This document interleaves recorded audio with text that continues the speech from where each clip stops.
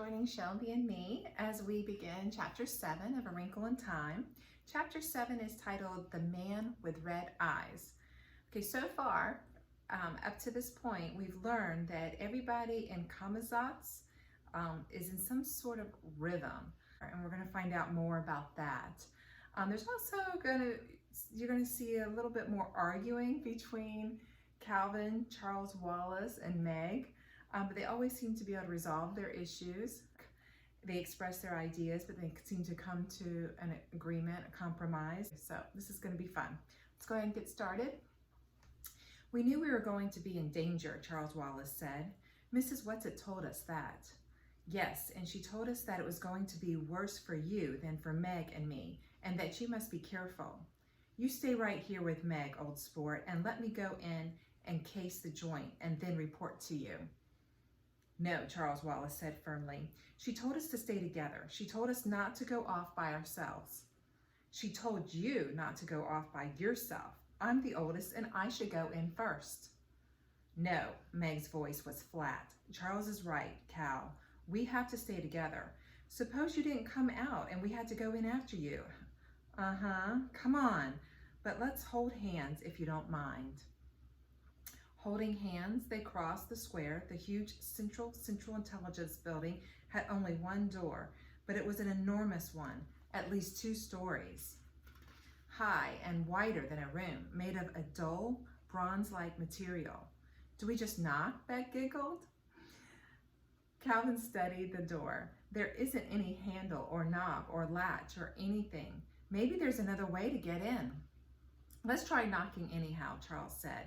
He raised his hand, but before he touched the door, it slid up from the top and to each side, splitting into 3 sections that had been completely invisible a moment before.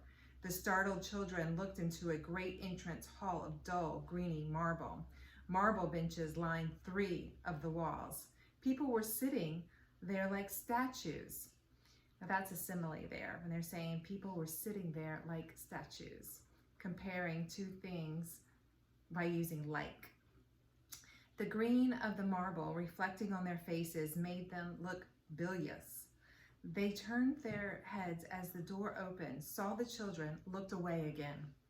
Come on, Charles said, and still holding hands, they stepped in. As they crossed the threshold, the door shut silently behind them. Meg looked at Calvin and Charles, and they, like the waiting people, were a sickly green. The children went up to the blank 4th wall. It seemed unsubstantial, as though one might almost be able to walk through it. Charles put out his hand. It's solid and icy cold. Calvin touched it too. Ugh. Meg's left hand was held by Charles, her right by Calvin, and she had no desire to let go either of them to touch the wall. Let's ask somebody else. Charles led them over to one of the benches. Could you tell us what's the procedure around here? He asked one of the men. The men all wore nondescript business suits, and though their features were as different from one the other as the features of men on earth, there was also a sameness to them, like the sameness of people riding in a subway, Meg thought. Only on a subway every once in a while there's somebody different, and here there isn't. The man looked at the children warily. The procedure for what? How do we see whoever's in authority? Charles asked. You present your papers to the A machine. You ought to know that, the man said severely. Where is the A machine? Calvin asked. The man pointed to the blank wall. But there isn't a door or anything, Calvin said. How do we get in? You put your S papers in the B slot, the man said. Why are you asking me these stupid questions? Do you think I don't know the answers? You'd better not play any games around here or you'll have to go through the process machine again, and you don't want to do that. We're strangers here, Calvin said. That's why we don't know about things. Please tell us, sir, who you are and what you do. I run a #1 spelling machine on the 2nd grade level. But what are you doing here now? Charles Wallace asked. I am here to report that one of my letters is jamming, and until it can be properly oiled by an F-grade oiler, there is danger of jammed minds. Strawberry jam or raspberry? Charles Wallace murmured. Calvin looked down at Charles and shook his head warningly. Meg gave the little boy's hand a slight, understanding pressure. Charles Wallace, she was quite sure, was not trying to be rude or funny. It was his way of whistling in the dark, which is basically making light of a serious situation so that he could be more relaxed. The man looked at Charles sharply. I think I shall have to report you. I'm fond of children due to the nature of my work, and I don't like to get them in trouble, but rather than run the risk myself of reprocessing, I must report you. Maybe that's a good idea, Charles said. Who do you report us to? To whom do I report you? Well, to whom then? I'm not on the second grade level yet. I wish he wouldn't act so sure of himself, Meg thought, looking anxiously at Charles and holding his hand more and more tightly until he wriggled his fingers in protest. That's what Mrs. Whatsit said he had to watch, being proud. Don't, please don't, she thought hard at Charles Wallace. She wondered if Calvin realized that a lot of the arrogance was bravado. The man stood up, moving jerkily as though he had been sitting for a long time. I hope he isn't too hard on you, he murmured as he led the children toward the empty fourth wall. But I've been reprocessed once, and that was more than enough. And I don't want to get sent to it. I've never been sent to it, and I can't risk having that happen. There was it again. What was this it? The man took from his pocket a folder filled with papers of every color. He shuffled through them carefully, finally withdrawing one. I've had several reports to make lately. I shall have to ask for a requisition for more A21 cards. He took the card and put it against the wall. It slid through the marble as though it were being sucked in and disappeared. You may be detained for a few days, the man said, but I'm sure they won't be too hard on you because of your youth. Just relax and don't fight it, and it will all be much easier for you. He went back to his seat, leaving the children standing and staring at the blank wall. And suddenly, the wall was no longer there. And they were looking into an enormous room lined with machines. They were not unlike the great computing machines Meg had seen in her science books and that she knew her father sometimes worked with. Some did not seem to be in use. In others, lights were flickering on and off. In one machine, a long tape was being eaten. In another, a series of dot dashes were being punched. Several white-robed attendants were moving about, tending the machines. If they saw the children, they gave no sign. Okay, so this is interesting because this book was written in the 1960s. And so back then, we didn't have all these computers that you have now.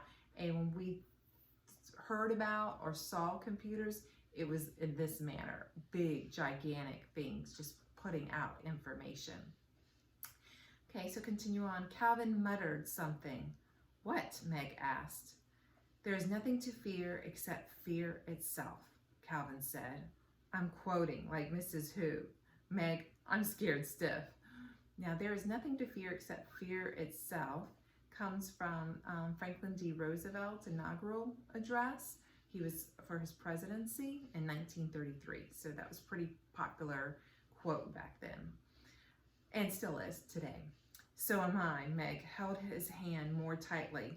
Come on. They stepped into the room with the machines. In spite of the enormous width of the room, it was even longer than it was wide. Perspective made the long rows of machines seem almost to meet. The children walked down the center of the room, keeping as far from the machines as possible. Though I don't suppose they're radioactive or anything, Charles Wallace said, or that they're going to reach out and grab us and chew us up.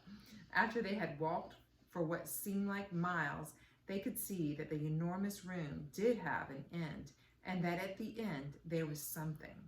Charles Wallace said suddenly, and his voice held panic. Don't let go of my hands. Hold me tight. He's trying to get at me. Who? Meg squeaked. I don't know, but he's trying to get in at me. I can feel him. Let's go back. Calvin started to pull away. No, Charles Wallace said. I have to go on.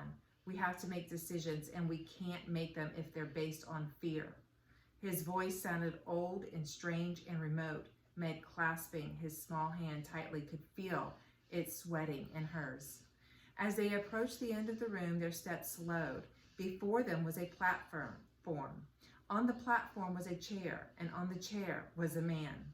What was there about him that seemed to contain all the coldness and darkness they had felt as they plunged through the black thing on their way to this planet? "I have been waiting for you, my dears," the man said. His voice was kind and gentle, not at all the cold and frightening voice Meg had expected. It took her a moment to realize that though the voice came from the man, he had not opened his mouth or moved his lips at all, that no real words had been spoken to fall upon her ears, that he had somehow communicated directly into their brains. "But how does it happen that there are 3 of you?" the man asked. Charles Wallace spoke with harsh boldness, but Meg could feel him trembling. "Oh, Calvin just came along for the ride." "Oh, he did he?" For a moment there was a sharpness to the voice that spoke inside their minds. Then it relaxed and became soothing again. "I hope that it has been a pleasant one so far." "Very educational," Charles Wallace said. "Let Calvin speak for himself," the man ordered. Calvin growled, his lips tight, his body rigid. "I have nothing to say." Meg stared at the man in horrified fascination. His eyes were bright and had a reddish glow. Above his head was a light, and it glowed in the same manner as the eyes, pulsing, throbbing, in steady rhythm. Charles Wallace shut his eyes tightly. "Close your eyes," he said to Meg and Calvin. "Don't look at the light. Don't look at his eyes. He'll hypnotize you." "Clever, aren't you? Focusing your eyes would, of course, help," the soothing voice went on. "But there are other ways, my little man." "Oh, yes, there are other ways." "If you try it on me, I shall kick you," Charles Wallace said. It was the first time Meg had ever heard Charles Wallace suggesting violence. "Oh, will you, indeed, my little man?" The thought was tolerant, amused, but 4 men in dark smocks appeared and flanked the children. "Now, my dears," the words continued, "I shall, of course, have no need of recourse to violence, but I thought perhaps it would save you pain if I showed you at once that it would do you no good to try to oppose me. You see, what you will soon realize is that there is no need to fight me. Not only is there no need, but you will not have the slightest desire to do so.